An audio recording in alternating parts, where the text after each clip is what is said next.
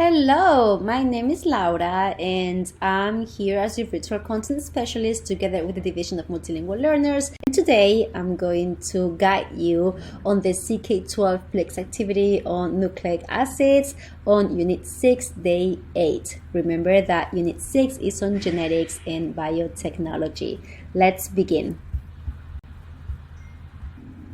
And we are going to begin by reading the lesson objectives for today. In today's lesson, you will learn about the structure of DNA and will deepen your understanding of nucleotides, complementary base pairing, and the molecule's double helix structure.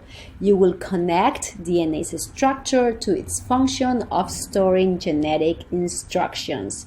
You will also learn how a DNA molecule can copy itself through the process of replication.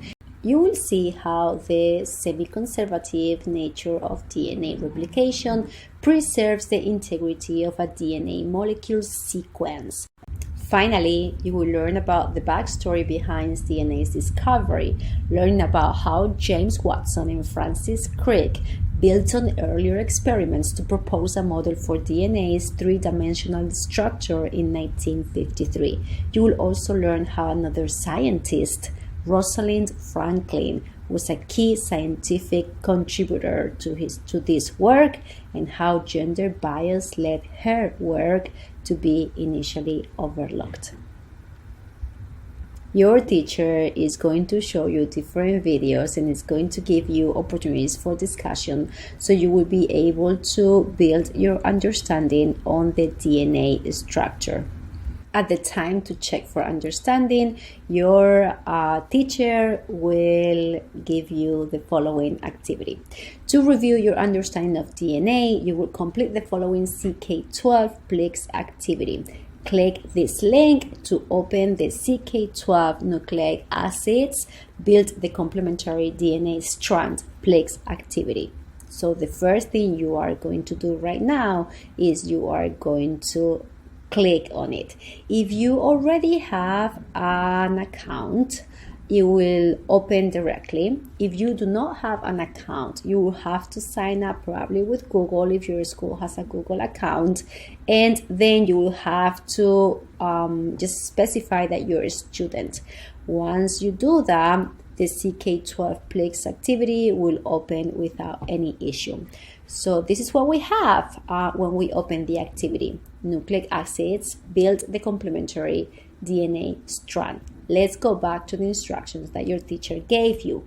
Number 2, follow the directions in the PLIX to drag and drop nucleotides to create a strand of DNA that is complementary to the strand provided. Look carefully at the shapes of the 4 types of nucleotides, A, C, T, and G, to make sure that you are pairing complementary bases together. Remember, I always remember, A goes with T, C goes with G. The one that is the first in the alphabet with the T, which is the last one out of those 4 letters, and then C and G go together. That's how I remember. Some other people remember it by creating kind of a sentence. Other ways of remembering those DNA base pairings that you can use are this one, G and C bases, and here you can see how G and C are both curvy letters and they pair together, and you also see how T and A are pointy letters that also pair together. Some people are visual learners and they like learning things like this, A-T. They even imagine the bond between them, and G and C. And some other people, they even make up their own sentences. Like AT will stand for all-terrain vehicle or something like that. And GC could be a giant cake. So that would be another way of remember this pairing. Okay, so let's go back to the activity. And now we have read Step number 2, we have to look carefully at the shapes of the 4 types of nucleotides, A, C, T, G, to make sure that you are pairing complementary bases together. Once you have done that, you do to number 3, click the Challenge Me button and answer the multiple choice questions provided. And number 4, you have to answer the open discussion right here in the blue text below. Let's start with the activity. So as I was saying, C goes with G, giant cake.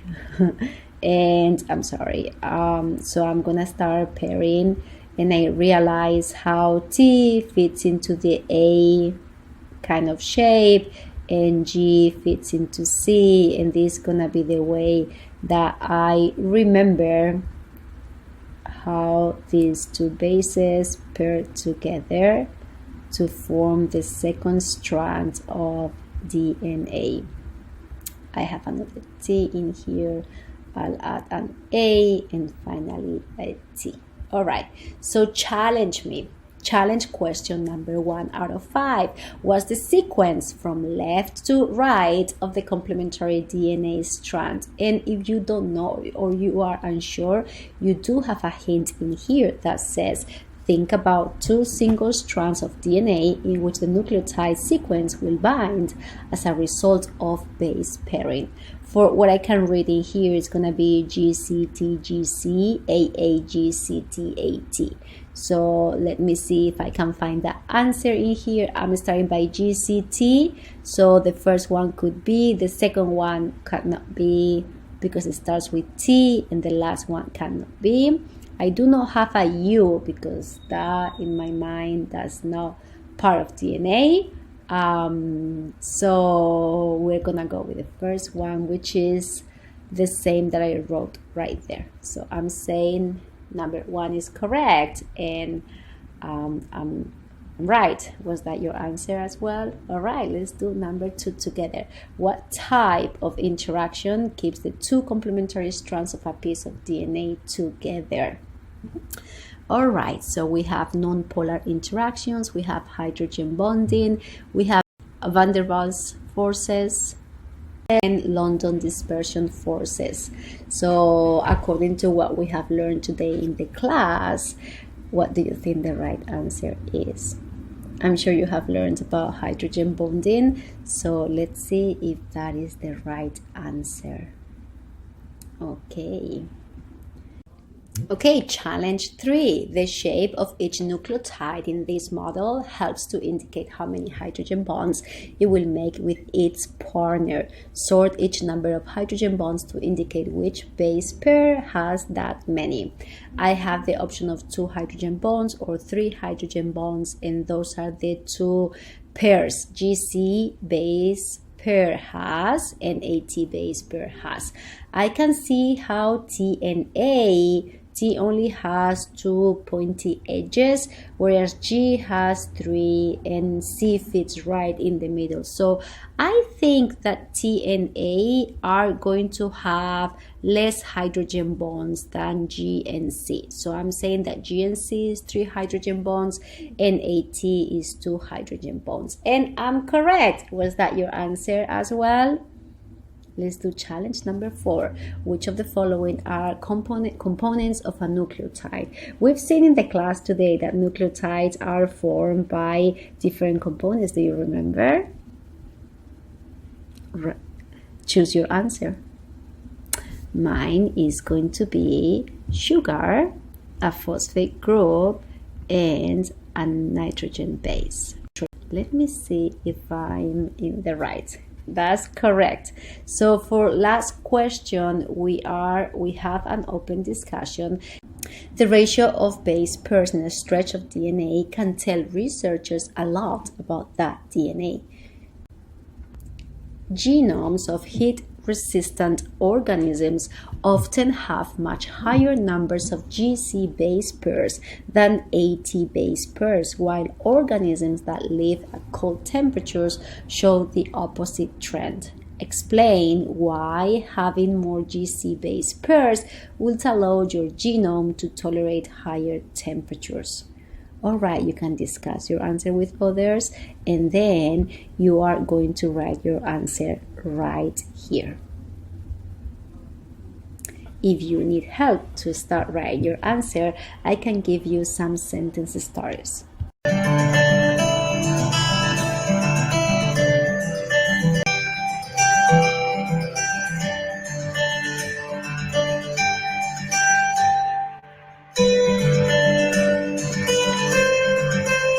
This is the end of this video. I hope I help you to complete your activity today.